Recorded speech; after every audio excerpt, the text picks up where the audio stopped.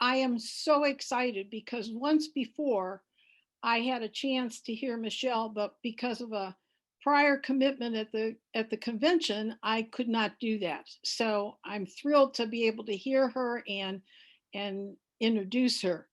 Michele retired in 2011 from the Westerville schools after teaching math there for 30 years from grades 3 to 12. And she recently completed the coursework to be an Ohio certified volunteer naturalist. Since her retirement, she has been helping kindergarten teachers by supplying them with milkweed for their study of the life cycle of the monarch butterfly. Volunteering at the Blendon Woods Metro Park at the Butterfly House, helping administer 2 monarch butterfly groups on Facebook, and doing presentations like tonight keeps her very busy. So this evening, it is my honor to have Michele Koenig help us understand the life of the monarch butterfly and how we can help this beautiful creature. Michele?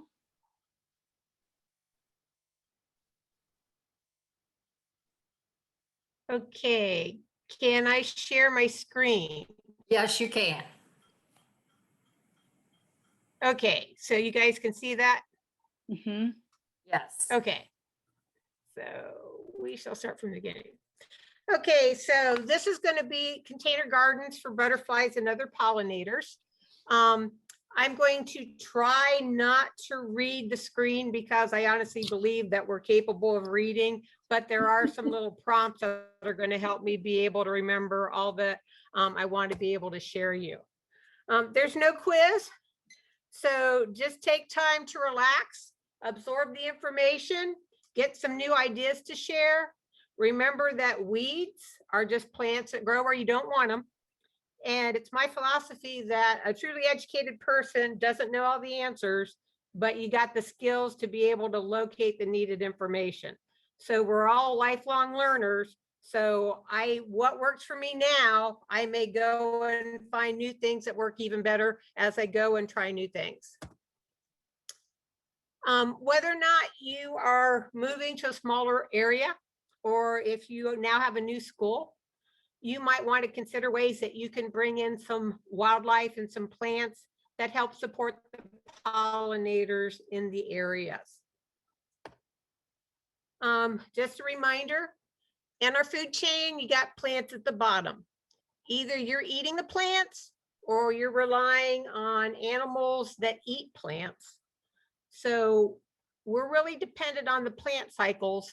And for our fruits, we're actually very dependent upon the pollinators.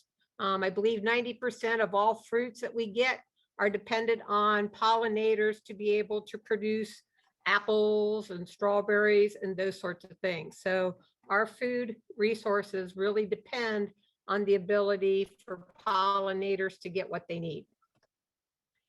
Couple terms just to make sure everybody's on the same page. Native versus non-native. So when I'm talking about a native plant, that is something that grows in your local area. It is already adapted to the soil conditions, the sunlight, and the water condition. They are part of the ecosystem there, and they're going to support local native wildlife. Non-native plants are plants that have either been brought in from other areas or modified by your science.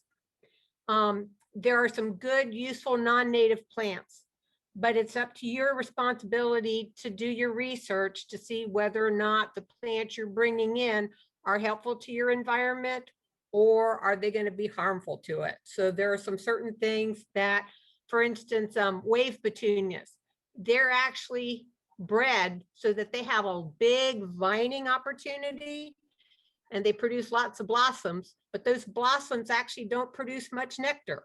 So you can have them as pretty flowers, but if you're using them to support pollinators, there may be other plants that you could use that would be a better option.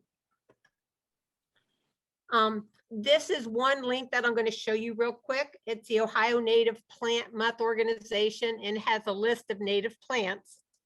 And I'm hoping we can link to it.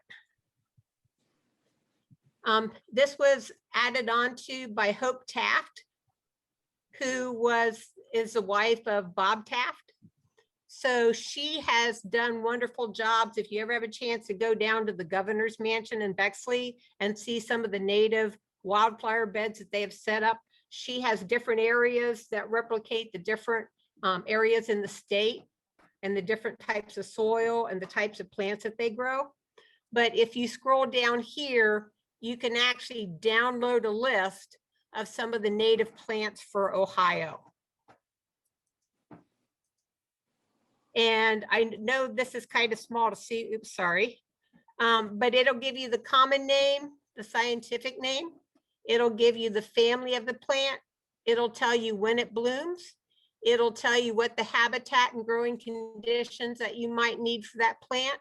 It'll talk about what color flower it does.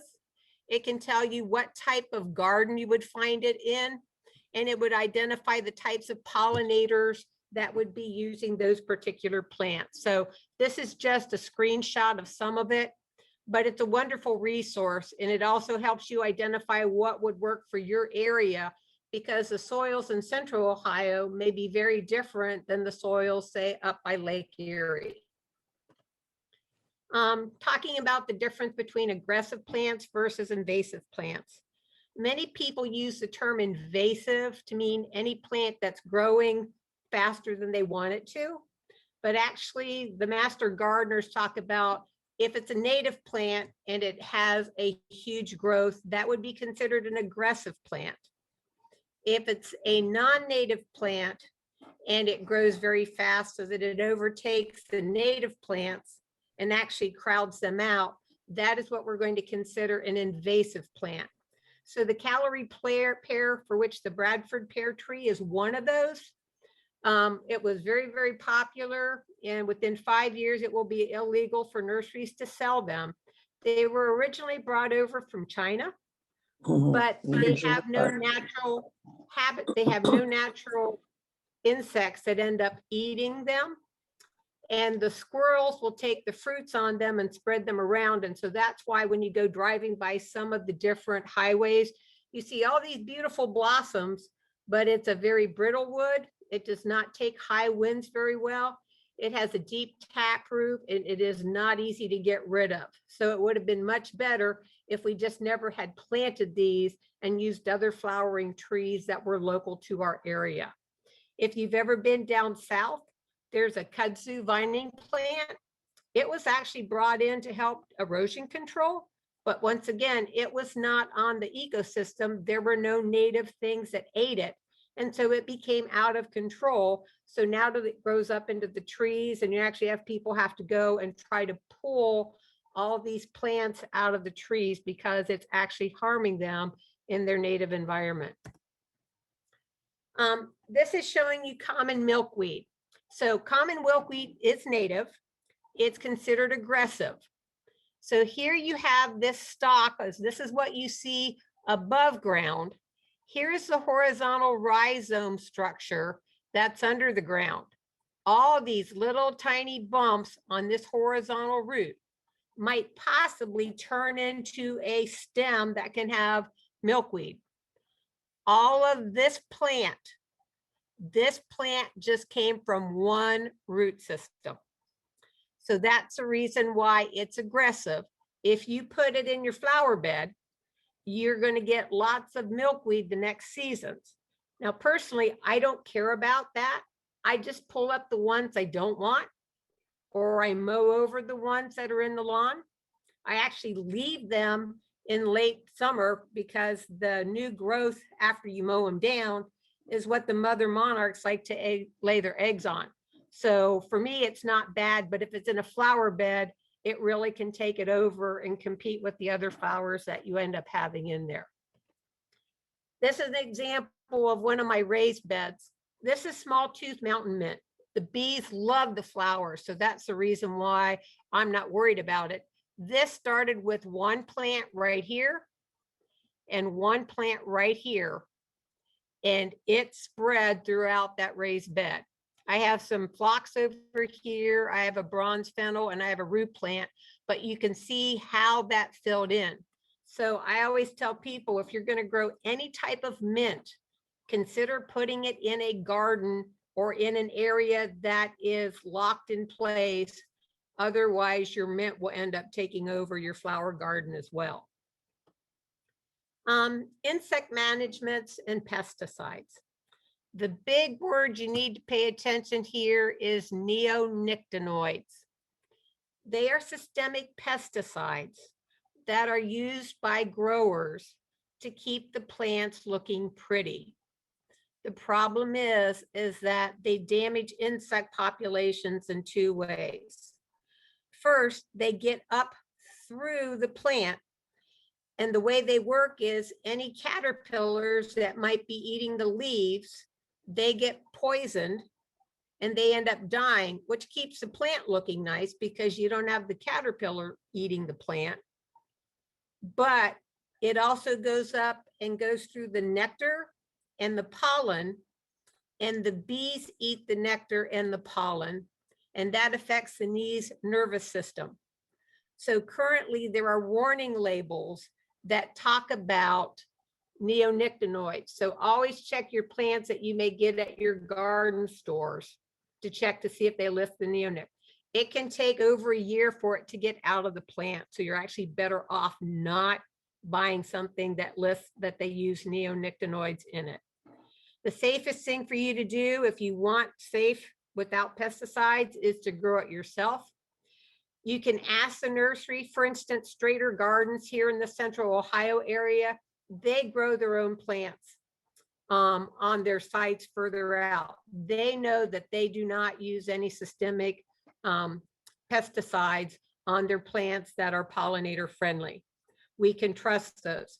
If you go to places like Home Depot and Lowe's, they may not do any spraying on site, but they don't know what the person who originally grew the plant did. So you can't trust what the Home Depot says. Nope, this has no pesticides on it. You'd actually have to talk to the person that actually grew the plant and sold it to the big box stores. We have a lot of problems where people will run out of milkweed. And right now, Florida's still in the Monarch season. We're just starting it here in Ohio a little bit. And they'll go out and get a plant and they'll put their caterpillars because they ran out of milkweed, and they come back the next morning and they got 10 dead caterpillars. So it's a tough lesson to learn.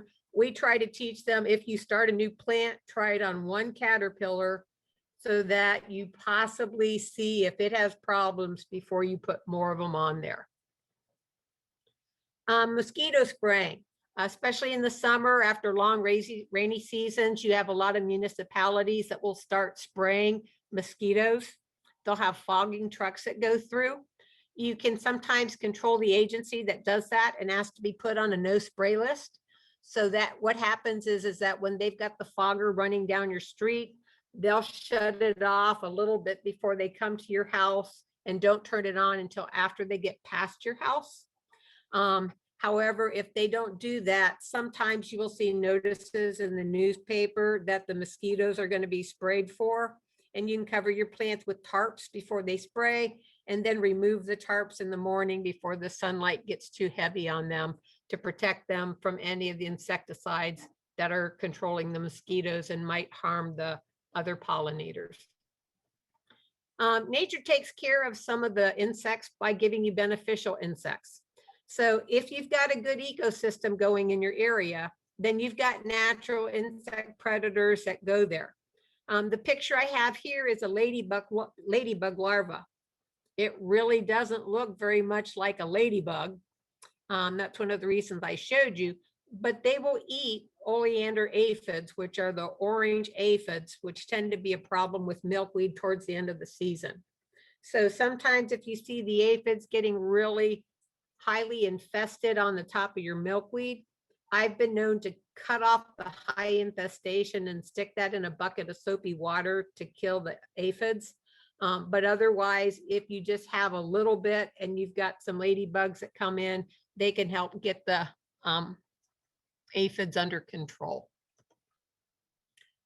Occasionally you'll see things that are listed as organic, and we tend to think that organic is better.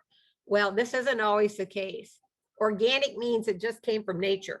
So there's actually a bacteria that's abbreviated BT, that stands for Bacillus thuringiensis I hope I said that right. It occurs in soil, and that's the reason why it's allowed to be used by farmers. It does get into the insects when they eat it, and it destroys the digestive system. So it basically dissolves it. So the insects end up starving to death. Now, the problem is you might not have any on your plants, but if you're near somebody that has it sprayed, it can end up drifting over onto your plants and contaminating. So if you have a neighbor that has lawn treatments, if they have people that come over and spray herbicides, be a good neighbor and talk to them, help educate them why, if they have people that are treating the areas, that they need to stay away from your pollinator garden. And if you can, talk to the people who apply it to them so that they understand, please don't do it on a windy day, because they're spraying herbicides and pesticides to kill stuff on your neighbor's yard, but it totally can drift over and start affecting your plants. A distinction between host plants, nectar, and pollen sources. If the larval stages, such as caterpillars, eat the plants, then that's going to be a host plant. So if I'm talking about a host plant, I'm usually talking about something that's going to support the larvae, the caterpillars for the butterflies or the other pollinators. If you're going to talk about what's providing food for the adults, for the bees, the moths, the butterflies, hummingbirds, the nectar is going to give them carbohydrates for the adults, and the bees use the pollen for protein. So those I'm going to refer to as nectar and pollen sources. There are some plants that serve both functions. So if you can find a plant that is both a host plant and provides nectar and pollen for other things, then you're going to get double duty out of that particular planting.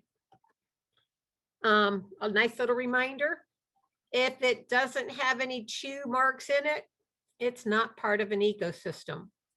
And at least for me, I taught middle school science, and there's a balance in nature that sometimes we like to control, but every time we try to do one thing, it's going to throw something else out of kilter. So if you're the type of person that likes a real nice, pristine, no chew marks and everything, I understand and respect your right to do that, but please understand the consequences are it's going to end up harming the pollinators and other insects. And the insects, if you like birds, are the food. Some birds have to take over 1,000 caterpillars a day to feed their babies. So it's interfering with the food chain, and that's the reason why we want to guarantee that we have plants that are able to be eaten by the early stages. Managing other plant lovers. We live on 8 acres. So we've got bunny rabbits, we've got deer, we've got groundhogs. They love to munch. So what I'm going to show you next is some ways that I do some, excuse me, my mom's calling on the phone. Okay, Tim's handling it, sorry. So here's some things that I use for plant protections, especially with the new plants. This first thing, you can buy a cloche on a garden store for $25. This is a waste basket from Dollar Tree. It's $1. You can use it with garden staples, put it over the plants, secure it in place, and that's going to protect your new seedlings that you just transplanted from the bunny rabbits and the groundhogs coming by and eating them. What I did in this next picture is I took 2 of the screens and I took wire cutters and I cut out the bottoms, and then I zip tied them together. So I've created a taller tower that I can hold in place with the garden staples that'll still let the plant grow higher. The butterfly would be able to have access to it from the top, but it's harder for the bunny rabbits to munch. Deers possibly can munch this way a little bit, but it does keep out the groundhogs and the bunny rabbits. Down here in the corner, I've just taken regular garden fence and made a circle. I've inserted it into the planter. And then I've got a 5-gallon paint strainer mesh over the top of the fence. Now, what this does is if I've got caterpillars there, it protects the caterpillars from wasps and other predators that might try to attack them. So it can keep praying mantis out and those sorts of things. If I have a plant that I want to grow new leaves, that can keep a monarch from laying more eggs on it so that it has a chance to recover. So that's two different ways that I can use that setup. Here in the middle, I've taken two 18-inch wreath wire rings, and I've taken 5 feet of 1/4-inch hardware cloth. And I have literally zip tied it to the wreath rings and down here and created a cylinder.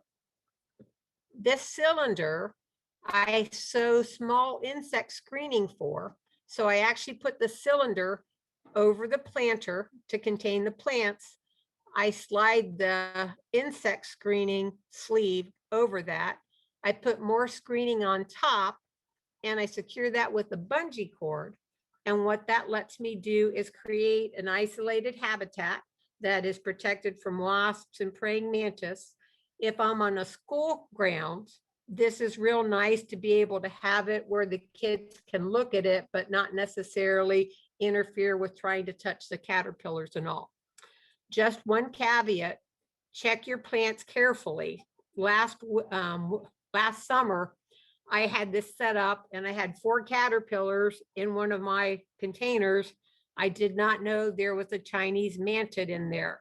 So that Chinese mantid had a very easy lunch for the next couple days because it had been in there. So that's one area, whatever you enclose in there, you're keeping in there nice and secure. So do check to make sure that you don't have any praying mantis or spiders that get in. Container gardens, I love all the options that they give me. Up in this corner, I've got the hanging baskets. I've got them under my porch, over a covered porch. I've had plants out with nice, pretty flowers since the beginning of March. Since they're beside the building, I really don't have to worry about frost. If it's going to be a cold freeze, I can bring the hanging pots in, but I can get color going a lot more in my area by being able to use a container garden. It's going to warm up sooner than the ground dirt is. Here's an example over here where I've got one of those tubs with the handles that you see some people use to chill their drinks for picnics. That gives it a deep enough area so that you can plant common milkweed, which normally has a deep root system. I have a nice, heavy, sturdy plant saucer underneath it so that if I wanted to take this into the classroom, I still would be able to water the plant, but wouldn't have to worry about water coming out through the drain holes. Down here is a planter that I've already made this year. In the middle, I've got fennel. That will be something that will support eastern black swallowtail caterpillars. And then I've got violas for some of the flower blossoms. And then I also sprinkled alyssum seeds to fill in. And down in this corner, this is just a candy tuft flower. This is the 3rd year that it's re-bloomed. So that's just showing you that even if you've got container gardens, the plants can continue to come back. And if it's a perennial, you're saving money by being able to have the plants come back and provide early nectar sources before all the other plants have a chance to come out. Why container gardening? So there's lots of different things. You've got your option of where you want to locate it. You've got different soil options. I don't know about you, but if you've ever tried to start a garden, you found out that Ohio has a lot of clay and a lot of rock, and that isn't always conducive to planting it. But you've got the option of doing different soils, and you can adjust pHs within the container gardens. You have a variety of plants that you might not necessarily have because you can change your soil. They're easier to care for. Right now, my raised beds, I have grasses that grow up through rhizomes, and it's a constant battle. When I'm going and restarting the container gardens, it's very easy for me to take a trowel and just do a light scraping and take any volunteer seeds that are growing and be able to clear them out. They're portable. So if you're a teacher and you want a garden there, but you know no one's going to take care of it in the summer, you can pick it up, put it in your trunk, take it home, and care for it. And because you can put it near a wall and it can warm up quicker, you can actually get early new growth. Now, there are concerns for container gardens. The pots do dry out faster than in the ground because they can't send their roots deep like they would if they were in the ground.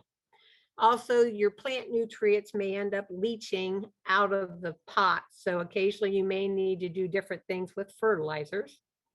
You have to make sure you've got the proper soil needs for the plants that you're using. You need to make sure you've got the proper containers for the setting where you're going to be using your container gardens. And you also have to worry about what the sunlight needs are in your area.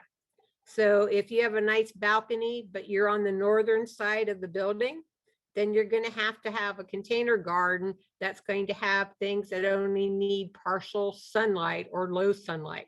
There are plants that do that. A lot of the plants that you have in the understory don't need a lot of direct sunlight, but you're not going to have any success if you want to be able to grow a tomato plant in a pot if you're on the north side of a building. This is an important thing to do. We have 8 acres. We live 1,000 feet off the road. The only thing we have to worry about is the township sometimes wants to know how many outbuildings we have. Check with your homeowners association or condo association to see if there's restrictions on what you can plant, the height of plants, or the type of containers that are allowed. Westerville, actually 4 years ago, it was illegal, according to city ordinance, to plant common milkweed within city limits. Now, mind you, a lot of the elementary schools already had milkweed growing there, but it used to be considered a weed that was not useful. They didn't understand how much the monarch life cycle was tied to milkweed. So often going and becoming an advocate and talking to them about why it's important. If you guys have noticed, there have been a lot fewer fireflies or lightning bugs, whichever you call them, around our areas lately. Lightning bugs have a 2-year life cycle. The first year they're underground. A lot of the pesticides that we use in treating our lawn actually kill the firefly larva. And that's the reason why there's fewer fireflies in our cities, is because of the treatments that we've been using on our lawn. For school grounds, get your principal involved so they know what you're going to do, and find out who is going to treat the gardens in your area. I've had at least 3 buildings where we've put in pollinator gardens with the teachers, and the ground crews have come and pulled up weeds because they didn't know better. And the whole situation is that, or they'll spray herbicide on it thinking that they're doing you a favor because you've got these weeds growing beside your room.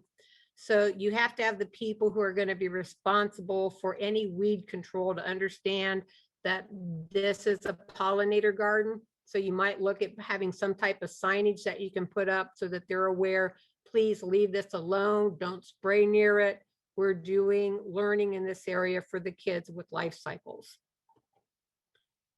Some of the sizes and types and sizes of containers.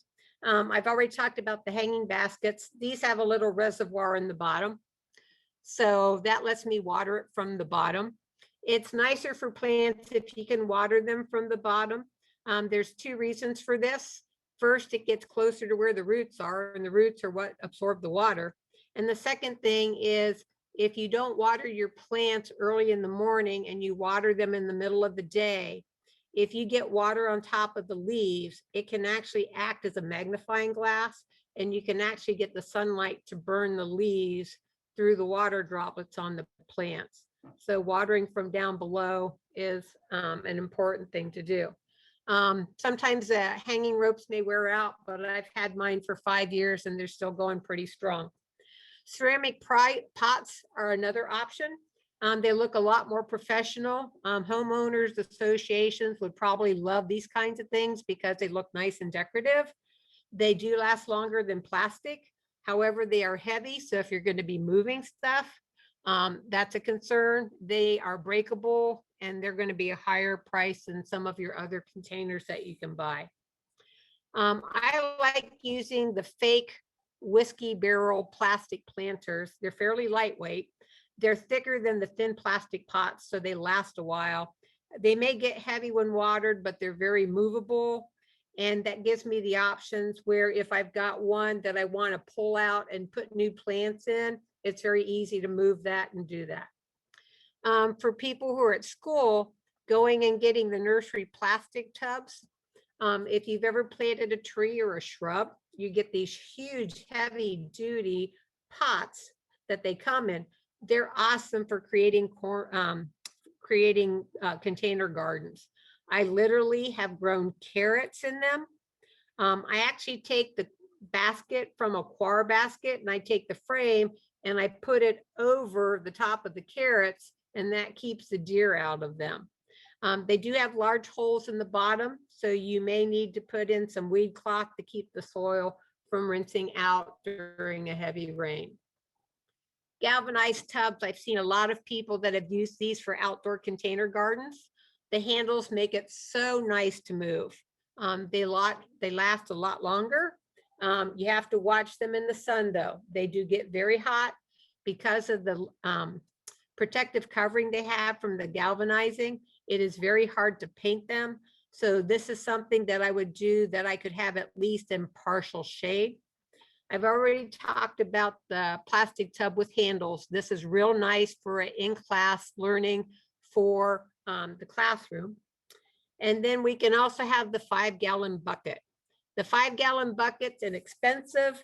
It is deep enough to grow common milkweed in. It is deep enough to go and do tomato plants in. It does look industrial rather than decorative. So there's going to be places where they may not want them on your front porch if you're in a condo situation, but your back patio, it's going to be fine. Here's an example of where people who've had very little good garden dirt have created a nice garden where they've got tomato plants, they've got pepper plants, and they've built a little rack to hold the gardens. So this could be something where if you've got students that are in gardening and they live in a house where they're not going to be allowed to dig up a garden, these are some things that they could consider being able to have food, because a lot of our students don't necessarily have access to gardens. Sadly, some of our neighborhoods are in what's considered a food desert, meaning that they don't have any grocery stores within a local area that have fruit or vegetables to sell. So going and teaching the kids how they can have some tomato plants so that they can just go pick off a tomato right off the vine, that gives them some different options, and that gives them some life skills that they'll be able to use later on in life. One thing that I've seen recently is just literally using a bag of garden soil. So in this particular instance, they've cut out the top, and you can see they've got beautiful lettuce being grown there.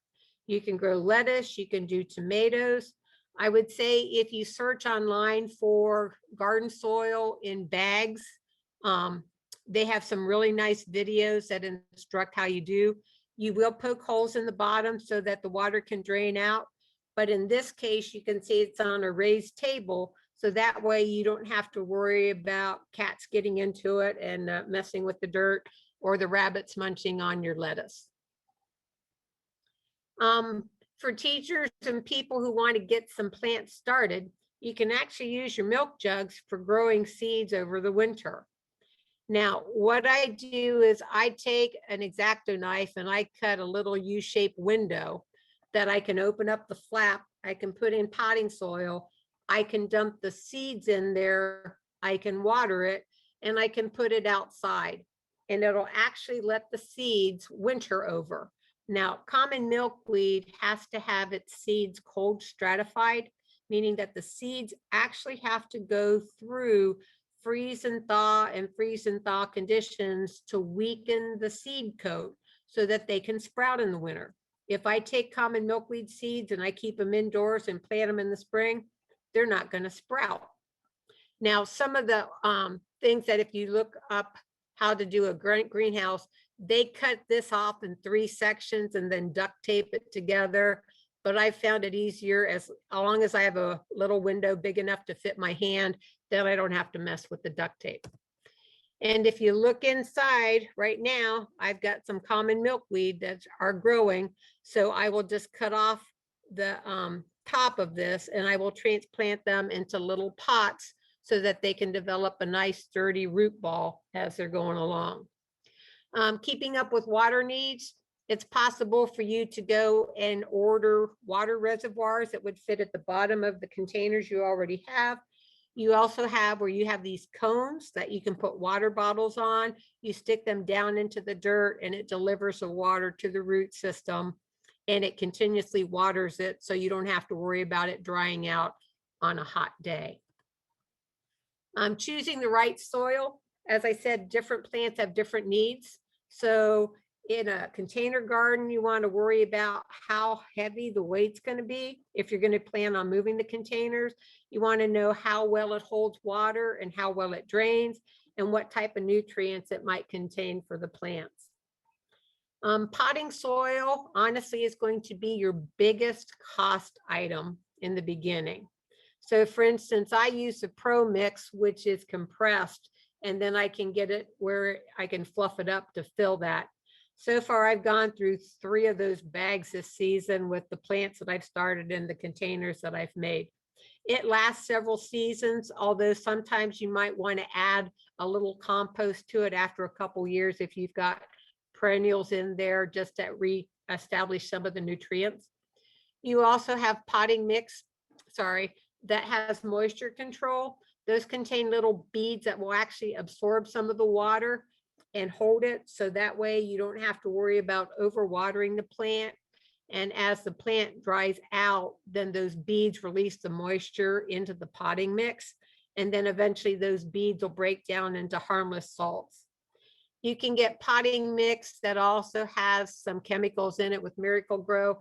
That is your choice, whether or not that helps. They do grow bigger pots, but some people will argue whether or not that having chemicals that aren't necessarily found in nature, whether or not that's a benefit or not for some of the pollinators. You also have different types of soil, like this cactus soil that's extra sandy. So there's times that I use it to mix with the potting mix if I've got something that needs to have an especially easily and quick drying container mix for it to be successful. When I get my containers, I will turn it over and drill holes. They often have a knockout plug, but I found on the plastic containers, often when you try to do that knockout, it splits the bottom. So I've just learned to use a drill to do that. Your bottom layer, you got several choices. I often will use weed cloth in the container because I don't care about the weeds or the roots having to get down to reach deep water sources. Sometimes using broken pieces of clay pots in the bottom will keep soil from blogging the drain holes. You can also use a layer of small rocks, and sometimes you can use a layer of perlite. Here's one where I've got the weed cloth liner after I've drilled the holes, and I have the perlite layer on top of the weed cloth. Then I'm going to put soil halfway through. I do add the time release pellet fertilizer since I know that some of those nutrients are going to leach out. I place the plants in, I loosen the roots because often they're root bound. Then I fill it with dirt. I press it, those air pockets around the roots, and then I water it securely. Location is going to depend where you're going to set up your container gardens. You can have them all over the place. So you'll need to determine what amount of sunlight is needed for the plants that you have in that container. You do want to try to shelter it from the wind because strong winds will cause the plants to dry out quicker. You want it near a water source. So either you're going to be hauling the water there, or you're going to have something nearby, such as a hose or spigot, that will make it easier for you to water them. And also, how much space do you have? That's going to determine what size containers you're going to use. Often you'll hear them talk about thriller, filler, and spiller. So the thriller in container gardens is some tall plant that's going to be your focal point for your plant. Your filler is going to be plants that surround it, and then your spiller are going to be plants on the edge, such as ivy, or I like to use phlox that's going to overhang and make the container look a little prettier. So this is one that I already started. I've got daisies in the middle. I've got violas in the for the flower fillers. And then I've got creeping phlox that hopefully will grow over the sides. Okay, now we're going to talk about monarchs and their needs. So we've got the butterflies here and we've got the caterpillar here. Common milkweed I've already talked about. It's native to Ohio. It spreads through rhizome. It spreads real easily. You can grow it in a container, but the container needs to be at least 12 inches deep because of the deep root. If it's grown in a container, it's not going to spread through the rhizomes and it's not going to get as tall. As long as you protect the container at the end, you're going to be able to guarantee that that plant will regrow the next year. There is a milkweed imposter called dogbane. It's often easy to fool people on it. It's got the white flowers. It has these branching stems, which normally common milkweed does not, but it will produce a milky sap when you get it. These are called milkweed tussock moths. They live on common milkweed. They're laid in batches. I jokingly call them the rough coat guinea pig moth caterpillars of the milkweed world. They will eat dogbane. So if I'm running low on common milkweed, I can move these guys over to the dogbane and save my milkweed for my monarchs. Here's swamp milkweed, Asclepias incarnata. It can be grown in containers. Actually, we grow it using hydroponics at school. I can literally pull that whole plant out of those little containers here with the whole root system. I take a quart container with the hole drilled in the lid. I stick the roots in the water. I take the plant, I give it to the teacher. They put it in their habitat. The caterpillars now in the kindergarten rooms are eating a live plant. There's a lot less worry about having to find milkweed. I can give them multiple plants to hold the caterpillars over weekends. You don't have kindergarten teachers trying to find out, oh my gosh, the common milkweed patch that I used to get got mowed down. What am I going to do to follow or to feed my caterpillars? So using the hydroponics and finding a way to get it to the kindergarten teachers has really been helpful and made it easier for them. Here's my swamp milkweed that is returning this spring. So this is how tall it is already. I had it next to some walls, so it got warmer and it was able to start sprouting again. Butterfly weed, it's the one with the orange flowers right here. I jokingly use the analogy of toddlers and crackers. If a caterpillar starts on butterfly weed, it's fine.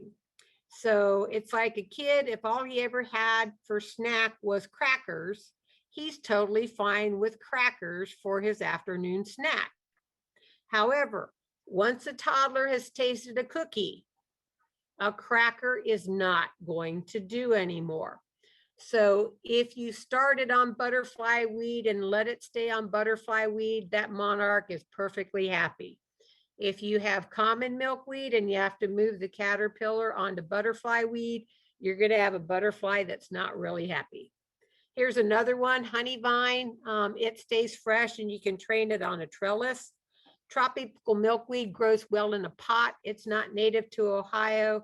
There are some people that don't like it because since it stays fresh later in the season, it actually can lead along with any other milkweed to a protozoa that's abbreviated OE that can cause weak monarchs. Caution, milkweed sap can cause corneal burns, so please wash your hands after handling milkweed. It's the poison that the caterpillars use to protect themselves. We've got the eastern black swallowtail. That is, here's the egg on rue in this case. Here's the second instar, and here's the fifth instar. Instars are the stages between molts. People often get the swallowtail confused with the monarch because of the stripes. They eat the carrot family. So it's one of those things that if you've got wild carrots, if you've got Queen Anne's lace, if you've got carrot tops, all of those are the types of plants that the eastern black swallowtail will eat. Spice bush swallowtail, they have a real cute caterpillar. It's got the fake little eyes. Its head's really down here. Here in Ohio, we end up using the spice bush. So I'm able to take the spice bush, even though it's an undergrowth shrub, and keep it in into a container that I can use to have them. It's real cute because the caterpillars will chew and bend over a little bit of the leaf and make themselves like a little garage to sleep in. And so it's real cute. They come out to eat in the nighttime. There are male and female plants. You don't need both. It's just that you won't get berries if you don't have male plants as well. Giant swallowtails are also native to Ohio. For us, they're going to be tending to eat rue. Some people have allergic reactions to rue, so I tell people don't use it in container gardens at school because you don't want kids breaking out with a rash like poison ivy. Down south, the caterpillars can use citrus plants as hosts.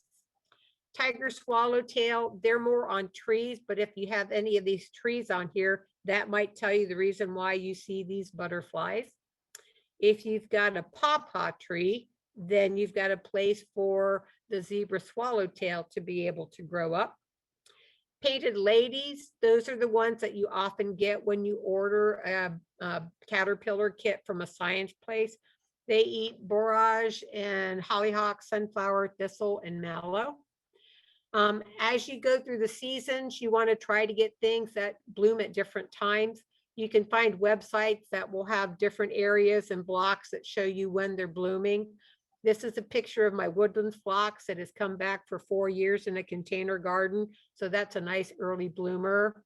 I love creeping phlox. That's not in a container garden, but it's just a pretty thing. In your early summer, you've got your fleabanes that kind of look like miniature daisies, geraniums, hollyhock, lavenders. You've got all kinds of different sources for nectar for the butterflies. Nectar for the mid-season. Ironweed is a natural. Black-eyed Susans, coneflowers, bee balms. Joe Pye weed is a nice native tall plant. Blue salvia, so not all salvias necessarily work, so that's the reason why you have to look for the genus and species. Sunflowers, asters are real nice late season. This is a Mexican sunflower, a Tithonia. It's a multiple bloom plant. That's one plant. It's 4 feet tall. It's about 4 feet in diameter, multiple blooms. Awesome for the fall migration for the monarchs coming through. Also, the hummingbirds love it. You've got some nectars that go all season long. Winter preparation, you can collect any seeds you want to get back for next year. I hold back cutting any stems because if the containers are outside, you've got birds that'll eat any leftover seeds. You've got insects that use the stalk for a winter habitat. So there's some solitary bees that do that. I do move the containers to a sheltered area such as a porch. That way they're protected from the real cold winds. Cover the screen with squirrels to keep them from planting nuts because that potting medium is so easy for them. I pull out so many oak trees from acorns, it isn't funny. In the spring, if you move it near the wall, it'll get warmer and the plants reestablish. You have to be careful. Some are going to need stored in a garage or a shed. The thin pots, the water freezes and splits. So if you don't have it sheltered, this happens to be a lavender that comes back, but I'm going to have to repot it. Some resources, those are 3 Facebook groups that are really good. On YouTube, the Mr. Lund videos on raising monarchs are excellent. For your books, raising butterflies in the garden is an awesome resource. She shows you the adults, the caterpillars, the types of host plants and everything. How to raise monarch butterflies, a step-by-step guide is good for anyone that's interested in doing monarchs. Any questions?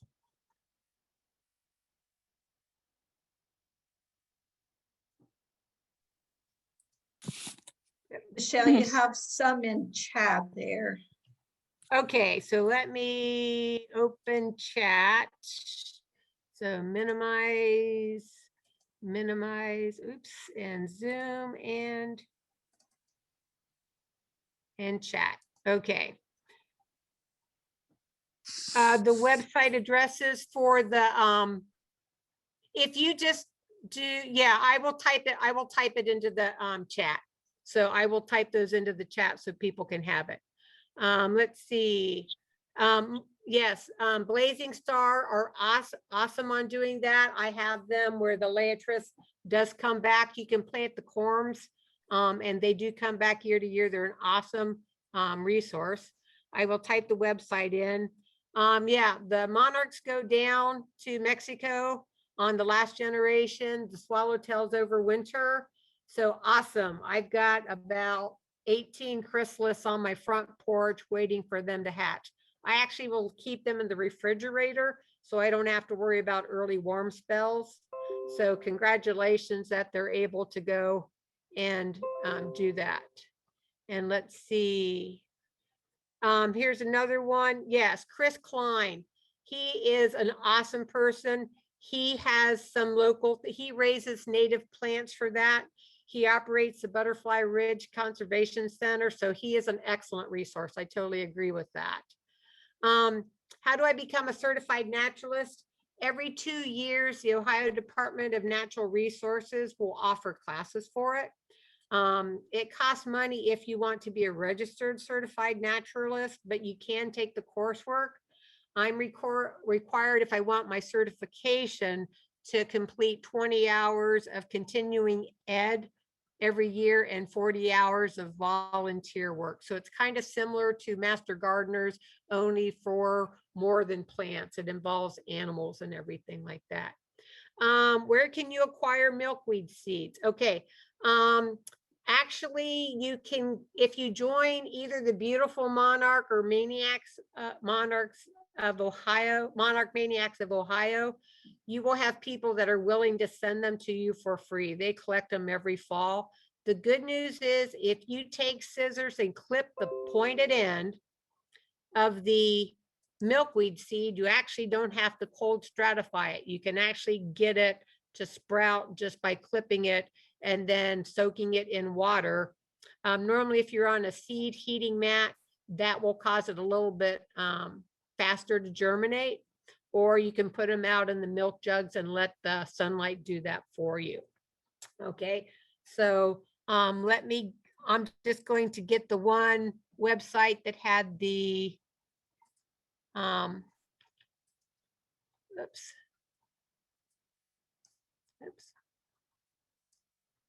Okay, so chat. Oops. While you're doing that, Michelle, Melody McGee wants to know, what is the name of the large caterpillar that enjoys tomatoes? That is a tomato hornworm, and that is off. Yeah, that's kind of interesting because they get parasitized by this wasp, and you'll see these little white cocoons on the outside of it. But yeah, that's a hornworm. It does turn into a moth. You often remember hearing about, no, wait, I'm on Zoom. You often hear about people, no, I'm trying to get to, no. Okay, I'm trying to get to chat. I can't see where chat is right now. But anyway, yeah, the kids down on the rural farms, they used to go out in the tobacco fields and tomato fields and have to pick those off. So if you have more than one, plant that you can spare, they do end up feeding birds from time to time. But they also will damage your plants sometimes if you have too much. I cannot find chat right now. If you would stop sharing. Stop sharing. Okay. Yeah. There we go. Thank you. Okay. So here is, so there is the one thing that I showed that gives you the opportunity to go to see what is available in Ohio. Any other questions on that? I didn't mean to overwhelm you with knowledge, but I wanted to give you guys some nice ideas of things that said, oh, you know what, I can try this, and that might be a fun thing to do. So that was my goal, and I hope everybody enjoyed it. Michelle, yeah. did you see the question about the cicadas? Do we know anything No. about? Okay, so cicadas during their lives live on the roots underneath it. If you have young trees, then yes, you do want to knock the cicadas off of young trees, but older trees you do not have to worry about. Okay, I've been growing different milkweed since March. This one's kind of fun. This one's called hairy balls, but we call it balloon milkweed when we're working with the kids because the seed pods look like big round circles. So that's kind of fun. It's a real nice one for a container. It grows very tall and feathery, and it's very, very nice and decorative. So that's one that I often do. But like I said, we call it balloon milkweed when we're talking to the kids because it just gets too giggly when they talk about it on that. Somebody has a tip where they use old pantyhose, and that works for covering those up. Yeah, Prairie Nursery is a good one that does not. Joyful Butterfly is also another nursery. Lupine Gardens up in Wisconsin can ship plants that are pesticide free. So there's lots of different ones. And like I said, if you go to some of those Facebook groups, I'll type it in here. You can ask, because I'm moderator on one of the moderators on two of them. And I can help direct you to places. So one of them is the beautiful Monarch. That's on Facebook. And the other one is Monarch Maniacs of Ohio. And that is on Facebook. And then Simply Swallowtails will deal with all kinds of things, and that is also on Facebook. Mr. Lund videos. He's a science teacher that has videos that Mr. Lund Monarch videos on YouTube. And you guys want me to post the names of those two books also? Okay. Let's see. Raising Butterflies in the Garden. Oops.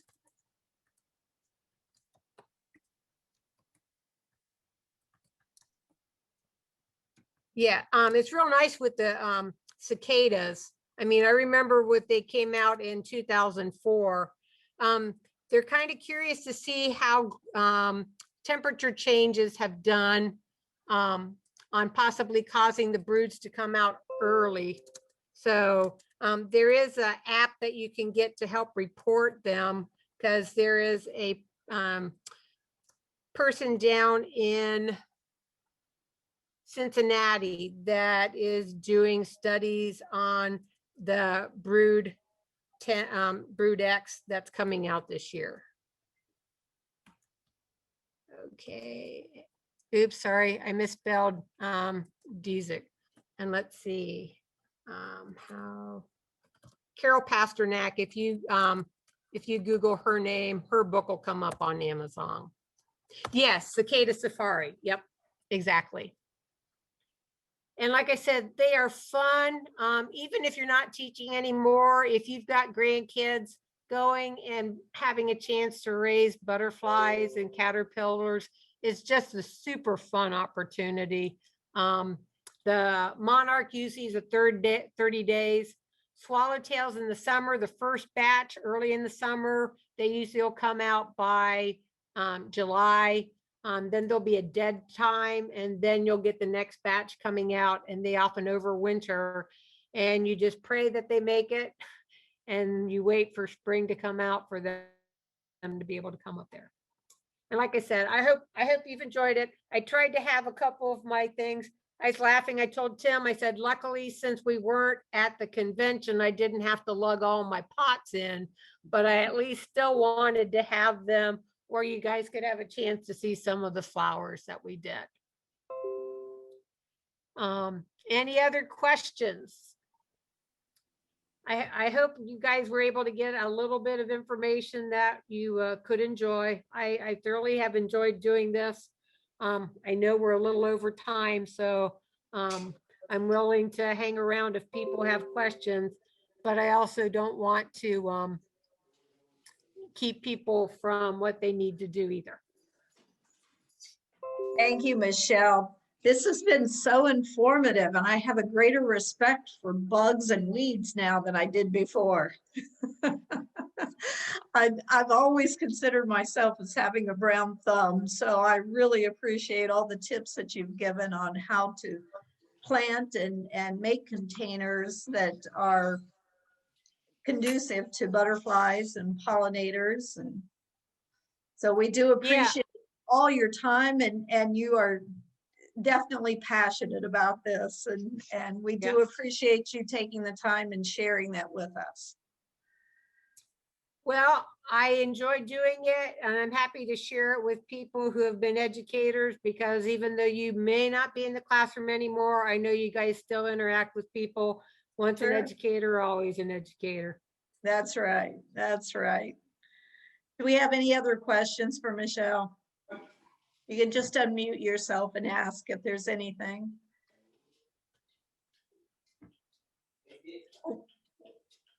Once again, thank you, Michelle. We really appreciate you and all you've shared with us this evening. Okay. It's a wonderful way to end our last presentation for our breakout sessions, and it was fabulous, Michelle. I tend to garden quite a bit, and I learned so much tonight, and I'm thinking, oh dear, I've got to plant milkweed now. So, Well, monarchs have been spotted in Columbus, Ohio, in a couple places, and also in Wadsworth and over by Dayton and down in Pickerington. So if you've got milkweed, there's a couple that have snuck up here already. So some of the milkweed's only this big. But if you find any and you need some milkweed, give me a call, because I've got like 5 different racks growing under grow lights to be able to share. So you guys take care. You too. Thank you, Michelle. And just a reminder, if you haven't signed in, go to chat and type your first and last name and your chapter name, send it to everyone. If you want a certificate for PDU credit, my email address is in chat. I can put it in there again if you're having trouble finding it. Please, please, please remind your members to read The Voice that will go out on Saturday.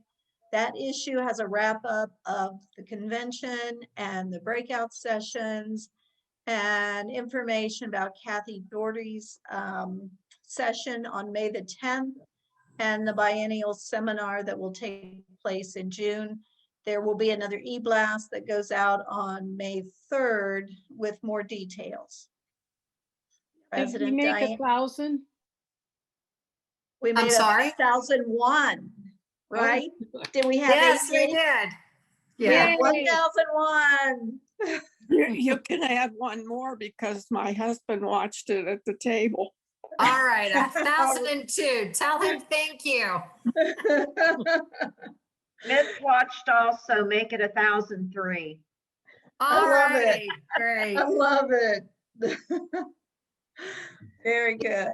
This was a great turnout for the last session. Yes. Who said Diane? Jenny, Okay, hi, Jenny. hi, and my niece Megan's here watching also. Yes, I did count her. Okay, good, good. Did you count her, Linda? No, Okay, well then you add her to your score, okay? so 1,004. Right. Very good. Excellent. And just a comment about the way we did it this year. It's the very first time I've been able to attend any one of these that I wanted, because I always can't get in the room. It's too far from the other meeting. I usually attend one breakout, and I think I was at 6 of them. Well, just for example, tonight we had 91. Well, actually, probably more than that now after we've added this, that, and everybody. There would not have been a room for us to put everybody in, unless it be the banquet room. And then most often that is getting set up for a meal. So that would probably not have been possible. So we will be sending a survey, ladies. So be sure to answer those sometime next week. We'll get one out to you and be honest in your answers, and we'll get back and use that information in years to come. Thank you so much. Did you say that these will be available on video? for Yes, all of they these are. breakout It's sessions? on our YouTube channel. And what you need to do is just go to our website. It has Delta Kappa Gamma, Ohio State Organization, and then there's a YouTube icon. Just click on that and every one of them will show up. Well, no, that's not true. There is a home and then you click on videos and then all of them will appear. Yes, Okay, great. that's the easiest way to get to the YouTube channel. So, okay. Night, everybody. Thanks. Thank you. Thank Good you. night. Diana, Yes. Beth is going to stay for a minute if you just Okay, hang on. that's fine. Yeah. I'm not going to click off yet. Okay. You may have to click off the recording though. Yes, I think I'll do that right now.